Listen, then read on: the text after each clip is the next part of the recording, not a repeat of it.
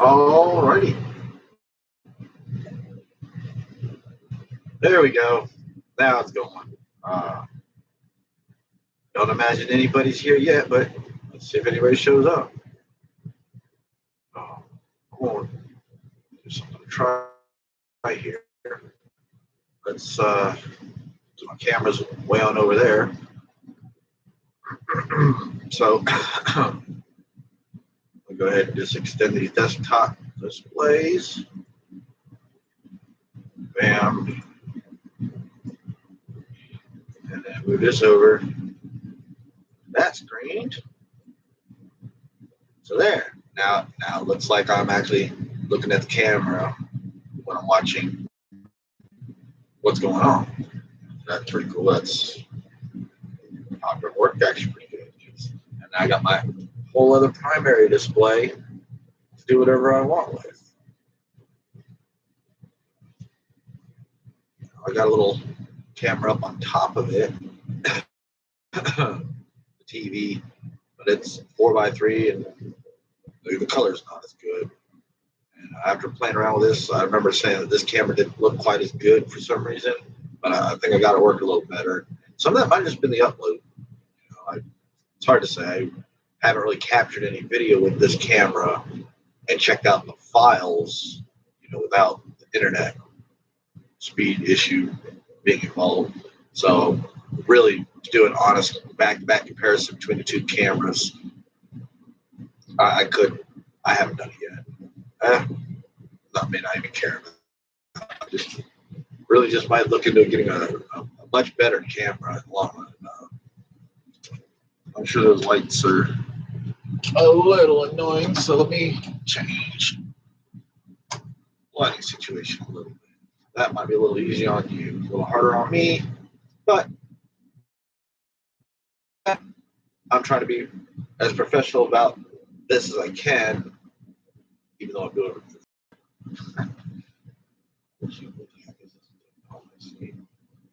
Got this thing all set up, ready to go for the situation here.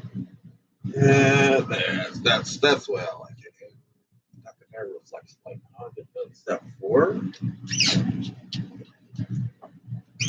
Swing it out of the way if I want.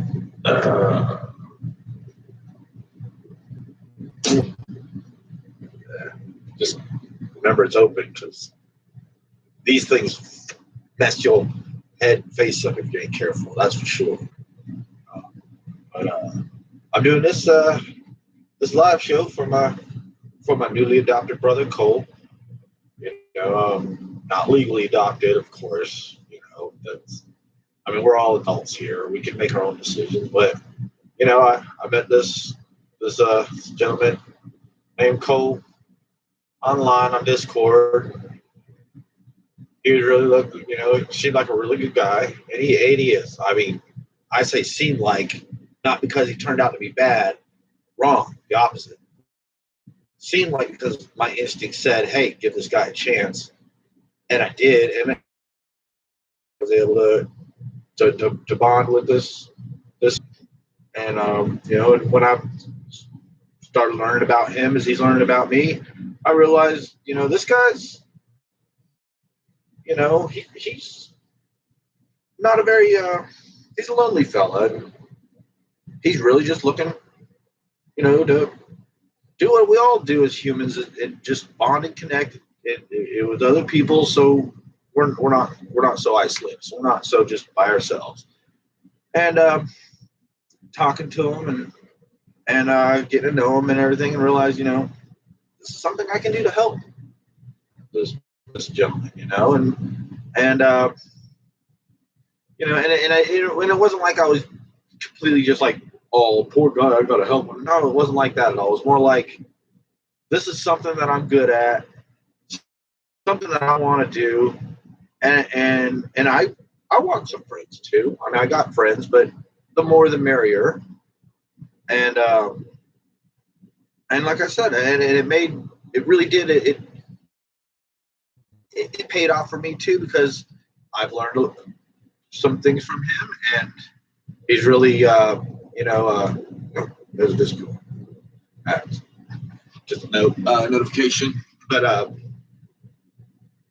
anyway, and he's noticed things about me and has pointed them out and helped me improve myself too.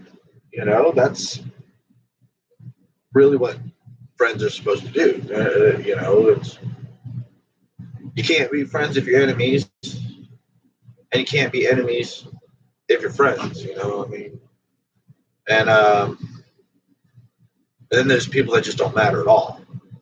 Me, I have very few to no enemies right now, and I will strive to maintain little to no enemy, human enemies. The majority of the humans on the planet, other than the basic, love of life and, knowing that, as a planet and a society and everything, we gotta, to a certain extent look out for each other, but, relationship wise, it'd be nothing to me. I'm not going to let this fella fall into that category unless he wants to be there. You understand what I'm saying? I've met some people that have opened up a bond with me, and then just, I guess after they get to know me or something, they're just like, or maybe they're just never really into it to begin with. They're just being nice or trying to see if they can use me or something.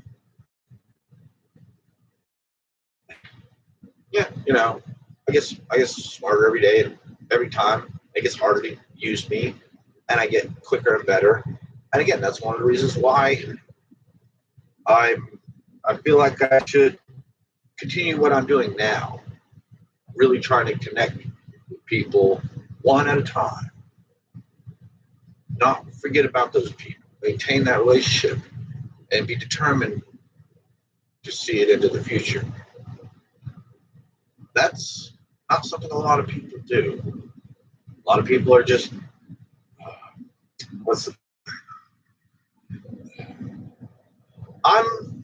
I totally support delayed, what you call it, when you're feeling good, or delayed pleasure. I think that's what it's called. Where patient, oh man, I want it now. Oh, I gotta have it. But if I wait, it'll cost less, I'll get more, and it'll last longer. So I wait. That's what I'm thinking. I don't just, oh my goodness, I gotta have it. 30% interest if you want it today instead of, next month. Tell you what, how about if I wait 2 months, getting it for 30% less? that's what I try to do for the most part in my life, So especially as I get older. And here's something kind of neat. I'm gonna start carrying around with me when I'm in town and around, public and people. Hand sanitizer. If I go out off this property, it goes with me.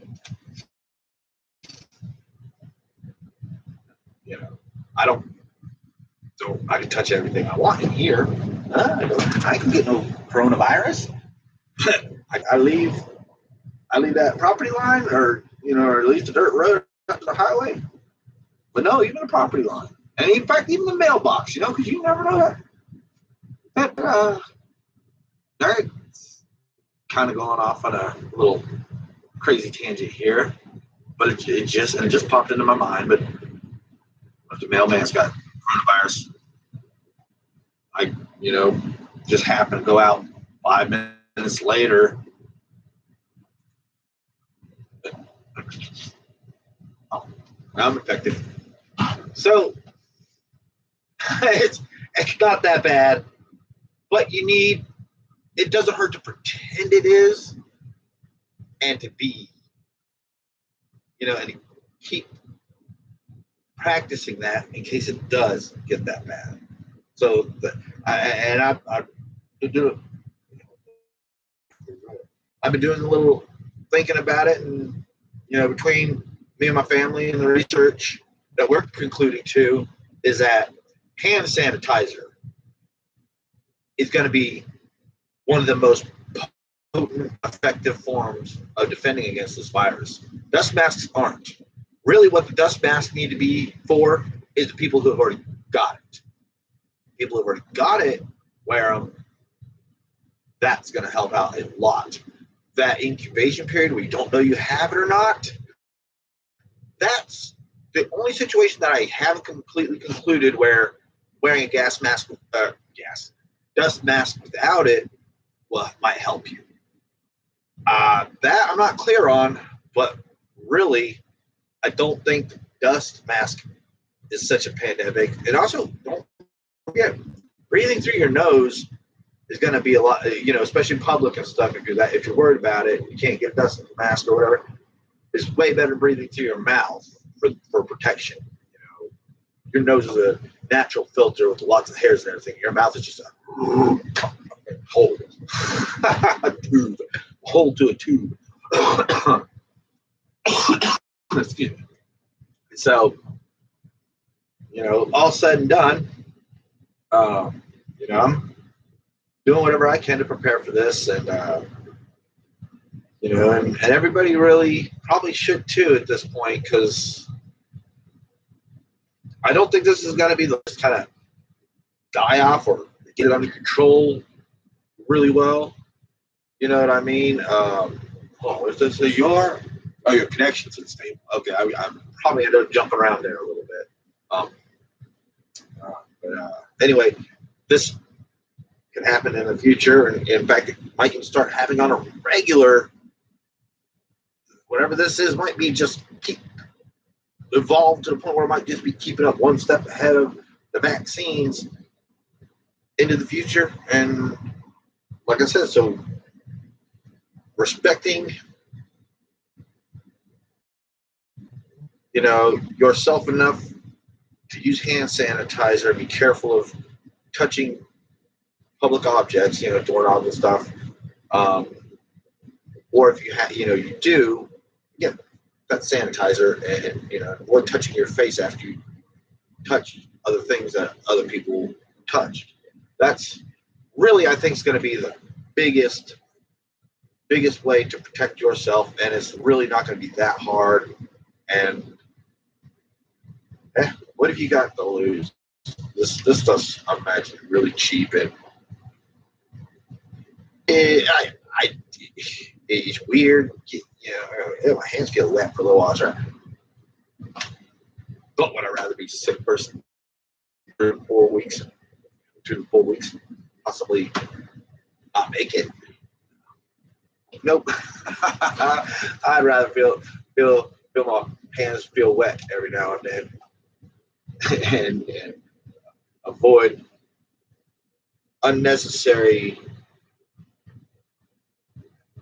large public interaction. I mean, you got to go shopping. You got to you don't have to. You can pay somebody to do it and all that nowadays. But come on, we all really can't afford to pay people to do our shopping for us for the most part. Well, guess I've been on for a little over 15 minutes, or almost 15 minutes, so we got to go ahead and call it quits, and get back to snacking on some pepperoni and some Jolly Ranchers and whatnots, and go back to watching some, well, guess what? I'm actually watching YouTube with commercials. I see, when I was doing those Goodbye Google commercials, reason why I was so animosic was because I paid for and I've been paying for their service.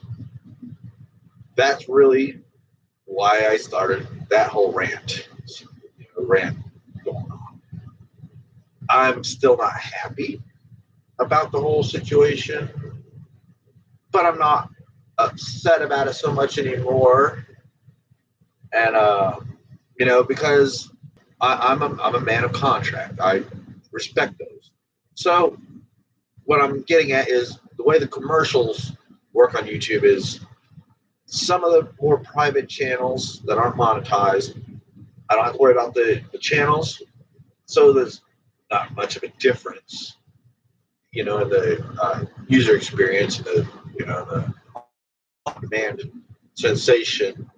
But the other channels are real inconvenient to me, and they're still not convenient, but they're not as inconvenient because I found something, a way to work around it a little bit is like, let's say I'm watching a 20-minute or 30-minute long YouTube video. Every 4 or 5 minutes.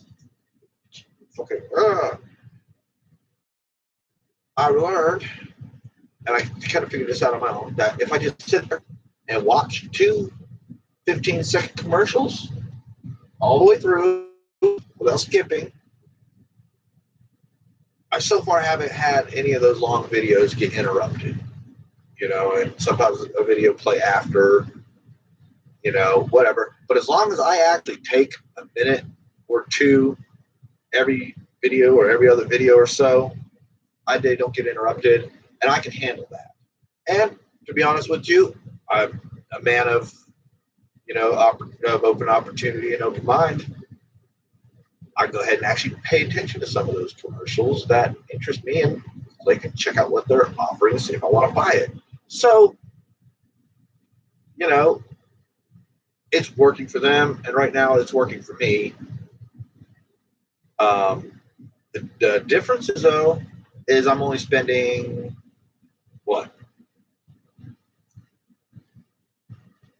somewhere between 0 time a day to 10, 20 minutes a day on YouTube. And every now and then I might, again, not just in a row, just sitting there watching like I used to all day long for the most part, but, and then divided up, I don't think I've got more than about 2.5 to 3 hours of YouTube, once every other day or once every 2 or 3 days. So,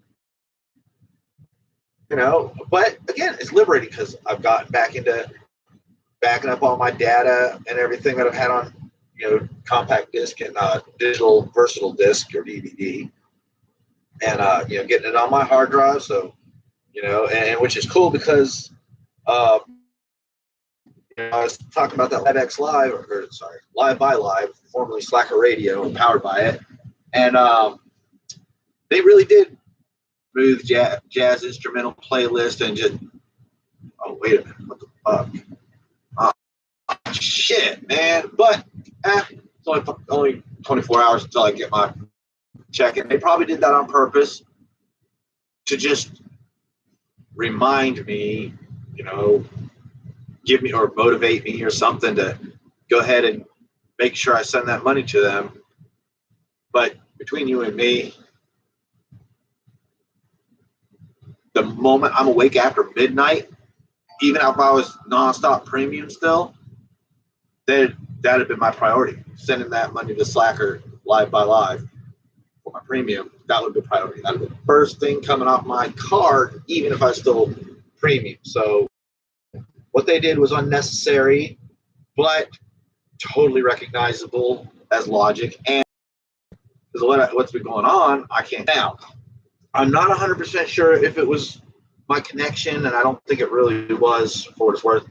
But I did notice after my expiration date, while they kept me premium for up until about 2 or 3 days, 4, 5, 2, 3, 4, 5 days ago, 2, 3, about 3 or 4 days ago, maybe 2. It was running horrible on Google Chrome on my PC. I mean, like click, nothing's happening. Click, nothing's happening. Click, click, click, click, click. Or you go to wherever I click and just crash or stall out or whatever. Or and it got really glitchy and really to most people it would have been frustrating. To me, I don't know if I'm making this up and it's not true, or if I was really onto something. I think what they were doing was, beta testing their software, with me and my system and connection and my inputs and everything. You know what I mean? And after about 3 or 4 days of this, I went ahead and gave some feedback. Said, what can we do to make your experience any better? This is basically my response. Nothing. There's nothing you can do to make my experience any better. I just love you guys, and I completely appreciate the fact that you allowed me to keep my premium personality, and that's my priority on third to send you that money. And if you are already or want to beta test, software, if you want to test the shit out of some software on my connection, I invite you to do it, especially, because I understand that it's going to make this better for everybody, and this experience better for everybody in the future. And it is, sure enough, like I said, 2 or 3 days later, maybe 4 days later, a few days ago, just bam, it's back up and running on Google Chrome on my PC without a glitch. Just great. So I don't have to worry about it continuing to do that after I pay for it, which is a little bit of a worry of mine, because if it wasn't them and it was me, my system, then I might not have been willing to pay for something that I couldn't use well, if that makes any sense. I still probably would have gone ahead and done it because I was getting good at dealing with the refreshing, or the, restarting, or the complete crashes, or the just retrying, or just wait sometimes. I got good at, handling that and better, to get where I wanted to go and play what I wanted to play with less trouble each time. So that was kind of neat, getting to go through all that, really, especially, like I said, if everybody gets to, go through it. And, because the other advantages of having that premium account, and I really encourage everybody and anybody, support Slacker, support Live by Live. They're fantastic. Is mobile. Even if everything just completely fails and I'm just out of data or out of range or whatever, you can download, on the mobile devices.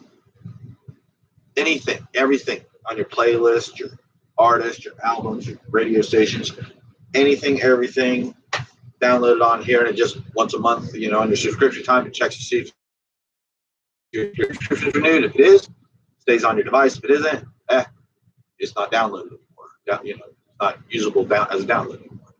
And if I got desperate, I could always just drag the device within range of Wi-Fi or cell, download it, and either patch it through Cast or line out right to the stereo and still get my studio quality, on demand-ish through my system. Still worth $10 really, except the fact that, like I said, now it's not on demand and all that stuff. My on-demand radio and and all that. But I got the MP3s on my computer, and of course, all the more popular and favorite albums I've gone through in my life. A couple of gigabytes worth of download or upload to my phone over USB. And now, nobody can stop me from playing the music I want to play as long as I have already, got it on MP3 earlier in life and can access it. I've got everything I want on MP3. Just I can't access a majority of the less popular stuff because, again, remember I was talking about IDE hard drives. Get up to this laptop or cell phone. And it's going to be something I'm going to have to actually just sit down and just literally learn. Like, okay, Google, instruction manual on getting information off IDE onto, USB or SATA or whatever.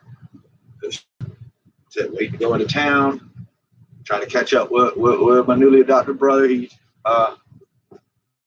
recently subscribed to my channel, so I tossed him a hookup over here to over there on Discord and let him know I was going to be over here streaming live. And unfortunately, well, I guess he didn't make it, but you can always rewatch this later. I think, if I understand correctly, live videos do stay on your channel, don't they? I guess we're going to find out. All right, guys. See you later.